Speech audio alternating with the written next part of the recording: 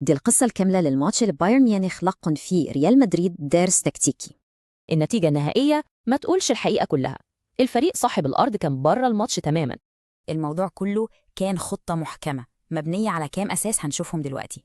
كل حاجة بتبدأ من هنا، من عقلية المدرب فينسنت كومباني اللي زرعها في الفريق. التعليمات كانت واضحة وصريحة، وحدة شرسة من أول دقيقة في الماتش. شراسة بايرن خلت المحللين يشكوا لو الماتش بيتلعب في مدريد أصلاً. الشراسة الهجومية دي كانت مبنية على ثقة عمياء في صلابة الدفاع. ورا الجدار ده كان فيه أسطورة، مانويل نوير، وجوده كان صمام الأمان للفريق كله.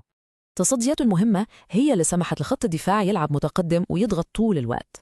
المعركة الحقيقية للسيطرة على الماتش اتحسمت بشكل نهائي في نص الملعب. ثنائية كيميتش وبافلوفيتش ببساطة حطت نص ملعب ريال مدريد في الجبهة.